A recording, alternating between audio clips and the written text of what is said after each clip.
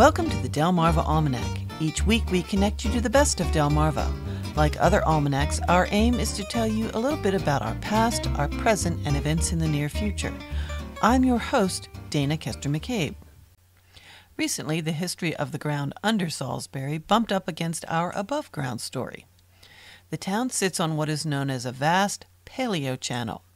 That is an underground water supply that is the remnant of an ancient river that was covered by sediment during the last ice age. There was a proposal to cut down a portion of forest growing above it to build more athletic fields. After environmental concerns were raised, the idea was eventually dropped. But this is a reminder of how much change the land has seen over time and how brief our modern human presence has been here. Recorded human history here only goes back about 400 years or so. But evidence has been found of human activity in Wicomico County as far back as 11,000 BC. The earliest recorded history for this region comes from explorer Giovanni da Verrazzano, who arrived to the nearby Atlantic coast briefly in 1524. Captain John Smith was next in 1608.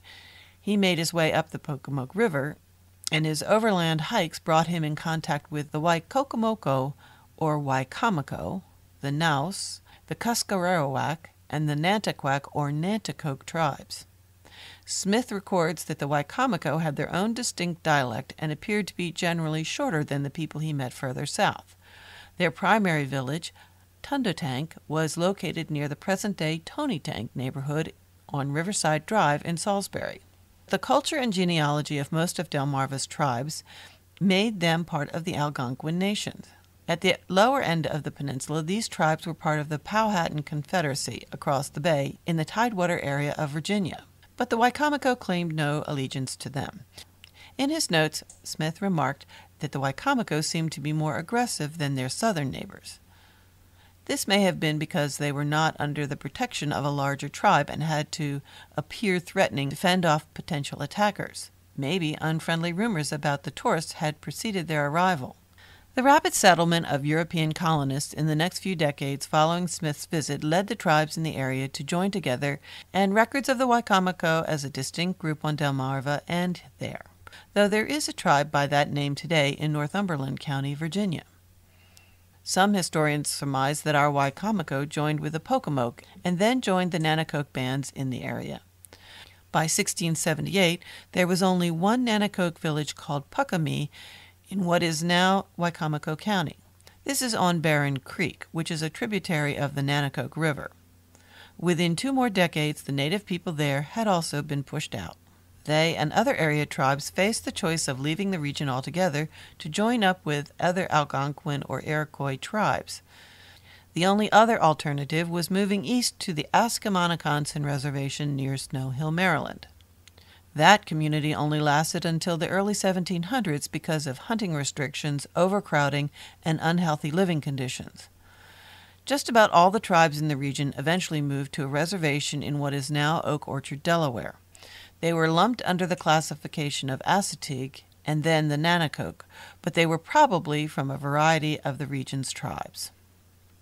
In the 17th and 18th centuries, native people were either attacked outright or targeted with schemes to cheat them out of their property rights.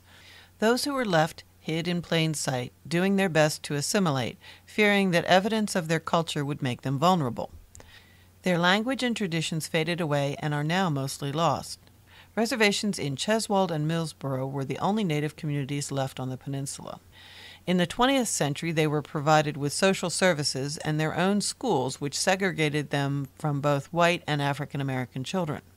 High schoolers were shipped out to Oklahoma to complete their education. This had a hidden blessing.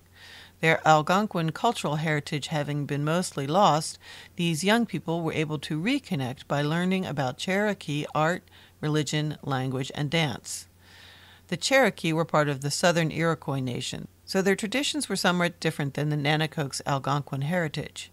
But from their experiences there, a new celebration of native dance and culture blossomed. More recently, a number of Native American groups have organized a number of annual gatherings or powwows here on the shore. These events, which are open to the public, have dance performances, food, and crafts for sale, and are well worth attending. The direct connection to Wicomico County's First People may be lost, but thankfully these events and organizations like the Nanticoke Museum help to rectify that. They have a wonderful museum and an informative website, which you can get to from this article on our website, delmarvaalmanac.com/history. Well, that's all for this edition of the Delmarva Almanac. We'd like to thank our community partners, the Friends of Delmarva Public Radio, the Community Foundation of the Eastern Shore, and underwriters, eatdrinkbuyart.com, for their help in bringing this program to you, our audience. Our theme music was provided by Brightside Studio. This show has been a Moonshell production. Thanks for listening. Until we meet again, may the rhythms and tides of Delmarva bring you good fortune.